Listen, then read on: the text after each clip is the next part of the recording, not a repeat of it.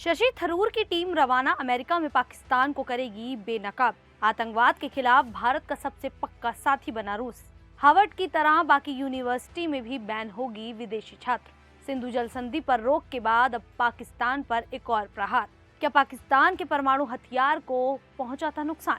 नमस्कार, मेरा नाम है शालिनी और आप देख रहे हैं द न्यूज 15। स्वागत है आपका हमारे खास प्रोग्राम दुनिया के हालचाल में। चलिए नजर डालते हैं इन बड़ी खबरों पर विस्तार से। भारत सरकार पाकिस्तान द्वारा फैलाए जा रहे सीमा पार आतंकवाद और ऑपरेशन सिंदूर के बारे में दुनिया को बताने के लिए सर्वदलीय प्रतिनिधिमंडलों को कई देशों में भेज रही है। इन दलों का मकसद भारत का पक्ष वैश्विक स्तर पर रखना है। कांग्रेस नेता शशि थरूर के नेतृत्व में एक दल अमेरिका, यूयांग, कोलंबिया, पनामा और ब्राजील जा रहा है। वहीं बीजेपी सांसद बैजयंत पांडा की अगुवाई में एक दल सऊदी अरब, बहरीन, कुवैत और अल्जीरिया का दौरा करेगा। शशि थरूर के दल में संभावी चौधरी, जीएम हरीश, सरफराज अहमद, भुवनेश्वर कलिता, तेजस्वी सूर्या, मिलिंद देवड़ा और पूर्व राजनयिक तरनजीत संधू जैसे नेता शामिल हैं। बैजयंत पांडा के दल में असदुद्दीन ओवैसी, निशिकांत दुबे, गुलामी नबी आजाद, रेखा शर्मा और पूर्व विदेश सचिव हर्ष श्रृंगला हैं। इसके अलावा रविशंकर प्रसाद का दल ब्रिटेन, फ्रांस, जर्मनी, इटली और डेनमार्क जैसे यूरोपीय देशों में जाएगा, जिसमें प्रियंका चतुर्वेदी, एमजे अकबर और पंकज सरन शामिल होंगे। सुप्रिया सुले का दल मिस्र, कतर, एथोपिया और दक्षिण अफ्रीका का दौरा करेगा, जिसमें मनीष तिवारी, अनुराग ठाकुर और सैयद अकबरुद्दीन जैसे नेता हैं। शिवसेना नेता श्रीकांत शिंदे, जेडीयू नेता संजय कुमार झा और डीएमके नेता कनिमोझी की अगुवाई में 3 अन्य दल पहले से ही कई देशों का दौरा कर रहे हैं। विदेशी सचिव विक्रम मिस्री ने शुक्रवार को इन दलों से मुलाकात कर उन्हें विभिन्न देशों में भारत का संदेश पहुंचाने के बारे में बताया। इन दलों का लक्ष्य पाकिस्तान की आतंकवादी साजिशों को उजागर करना और आतंकवाद के खिलाफ भारत की लड़ाई को वैश्विक स्तर तक समर्थन दिलाना है।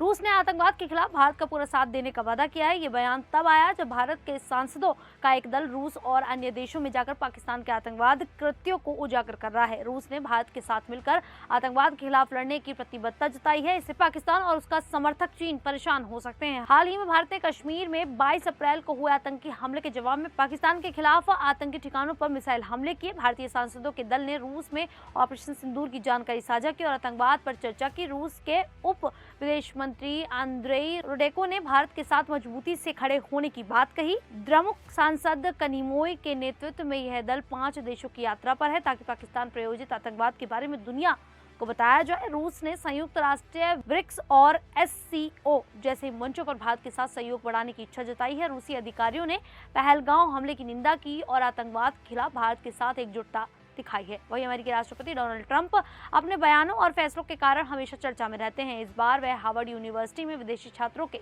दाखिले पर रोक लगाने और एप्पल कंपनी पर दबाव बनाने की वजह से सुर्खियों में है। ट्रंप ने घोषणा की थी कि हार्वर्ड में विदेश छात्रों को दाखिला नहीं मिलेगा, लेकिन कोर्ट ने इस फैसले पर रोक लगा दी। इससे पहले अन्य यूनिवर्सिटियों पर भी ऐसी कार्रवाई की आशंका जताई जा रही है। शुक्रवार को पत्रकारों ने ट्रंप से पूछा कि क्या अन्य यूनिवर्सिटियों पर भी ऐसी रोक लगेगी। ट्रंप ने कहा वह इस पर विचार करेंगे। उन्होंने बताया कि हार्वर्ड के पास $52 अरब की संपत्ति है और अमेरिका हर साल अरबों डॉलर स्टूडेंट लोन पर खर्च करता है। ट्रंप ने हार्वर्ड से अपने तौर तरीके बदलने को कहा है। ट्रंप प्रशासन ने हार्वर्ड के student and exchange visitor programme की मान्यता रद्द कर दी थी। हार्वर्ड में 140 से ज्यादा देशों के छात्र पढ़ते हैं, खासकर कि चीन, भारत, कनाडा, दक्षिण कोरिया और ब्रिटेन से। हार्वर्ड ने इस फैसले को गैरकानूनी बताया और बोस्टन की अदालत में शिकायत की। कोर्ट ने ट्रंप के फैसले को खारिज कर हार्वर्ड को राहत दी है। हालांकि माना जा रहा है कि ट्रंप भविष्य में इस रोक को लागू करने की कोशिश जारी रख सकते हैं। वहीं भारत ने अप्रैल 2025 में सिंधु जल समझौता के निलंबन के बाद पश्चिमी नदियों के पानी का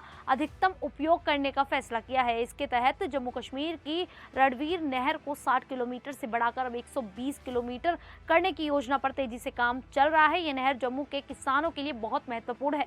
रणवीर नहर का निर्माण 1873 से 1905 के बीच डोगरा शासन महाराजा रणवीर सिंह ने करवाया था। यह चिनाब नदी से पानी लेकर जम्मू, आरएसपुरा, विश्ना, सांबा और कठुआ के कुछ हिस्सों में सिंचाई करते हैं। इससे करीब 16,000 हेक्टेयर जमीन को पानी मिलता है। सरकार अब नहर की जल क्षमता को 40 क्यूसेक से बढ़ाकर 150 क्यूसेक करने की की योजना बना रही है। इससे सिंचाई और बिजली उत्पादन को बढ़ावा मिलेगा। इस योजना से पाकिस्तान में चिंता बढ़ गई है। वहां के मीडिया और विशेषज्ञों का कहना है कि अगर भारत नहर का विस्तार करता है तो चिनाब नदी का पानी पाकिस्तान तक कम पहुंचेगा।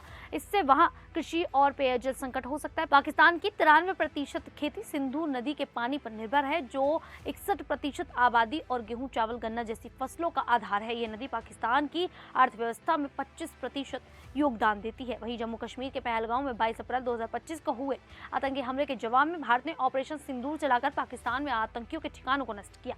इस ऑपरेशन में भारतीय सेना ने 9 आतंकी ठिकानों को पूरी तरह से तबाह कर दिया था और 100 से ज्यादा आतंकियों को मार गिराया था। साथ ही पाकिस्तान के 13 में से 11 एयरबेसों को निशाना बनाया गया। सोशल मीडिया पर दावे हुए कि भारत के हमलों से पाकिस्तान की परमाणु संरचना को भी नुकसान पहुंचा, लेकिन पाकिस्तान ने इन दावों को खारिज किया। पाकिस्तान के विदेश मंत्रालय ने शुक्रवार को कहा कि उसकी परमाणु हथियारों की सुरक्षा और कमान नियंत्रण व्यवस्था मजबूत है। उसने उल्टा भारत पर आरोप लगाया कि भारत का परमाणु शस्त्रागार और बढ़ती कट्टरता दुनिया के लिए चिंता का विषय है। दूसरी ओर भारत के रक्षा मंत्री राजनाथ सिंह ने कहा कि पाकिस्तान के परमाणु हथियारों को अंतर्राष्ट्रीय परमाणु ऊर्जा एजेंसी की निगरानी में लाना चाहिए।